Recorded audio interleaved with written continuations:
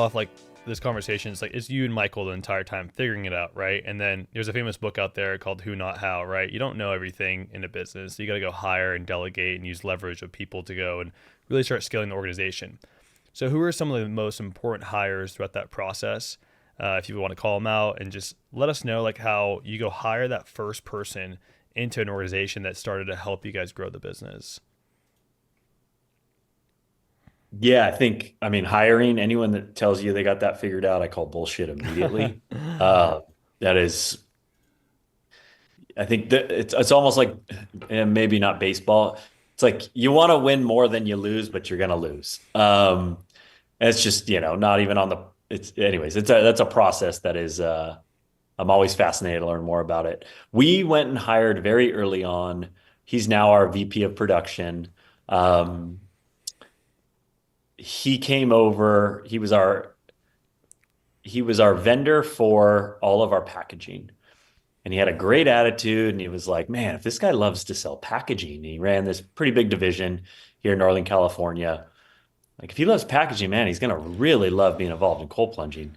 So we went after him for like 2 to 3 months and recruited him. And he was like it was a big hire for us. Someone to come over at this time. It was almost comical the way we were running the shop and how the plunges were being built. This is like in our first year. First year we were kind of going through this. Anyways, he came on, he took a lot off Mike and I's ability, and he was a founder himself. He had sold a packaging company years earlier. So he knew, he lived in the chaos. He liked it, but he also was a high level operator. So that was like a really big hire for us early on. His name's Eric, and still with the company.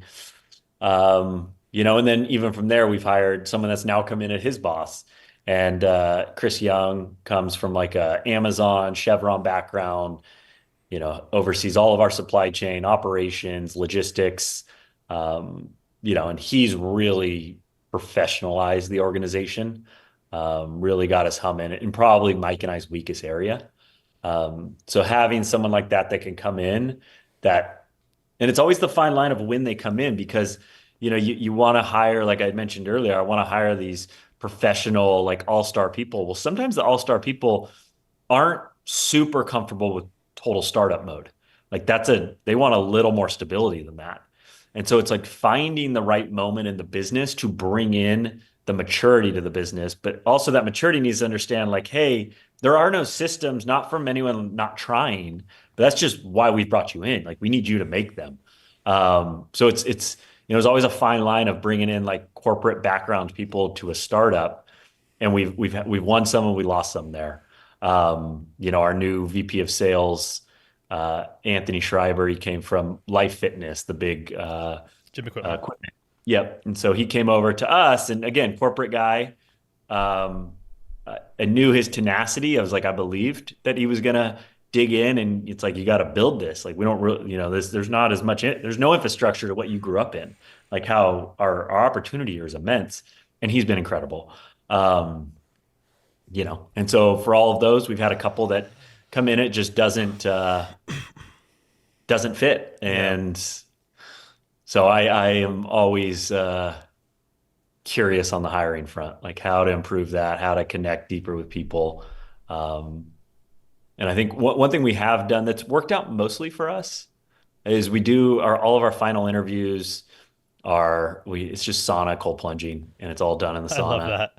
And there are some people that have gotten there, it hasn't worked out. We've some that have gone through they didn't stay on too long with us. But most we get there and there's just a level. It first says a lot about a person. They're willing. It's interview's already nerve-wracking enough that you're willing to do that and, get uncomfortable in the sense of like you get in a cold plunge. Sometimes it's their first time. And I just love, I don't need you to do it perfect. I don't even care how you do it. I just want to, will you do it? And so it's been a good hack for us. And you're like in the cold plunge and you're like asking interview questions and it's 37 degrees and you're like, come on, what do you got? 100%.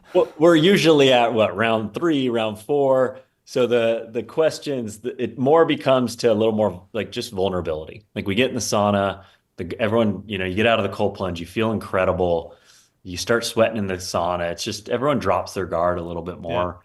and do, ask a little deeper questions. They're breaking a And it's different been type of helpful. sweat at that point, right? Totally. Totally different depth of sweat. You're worried now, they're worrying about the heat Yeah. as opposed to, am I saying the wrong thing? Which is great. You get people actually freed up to just start communicating.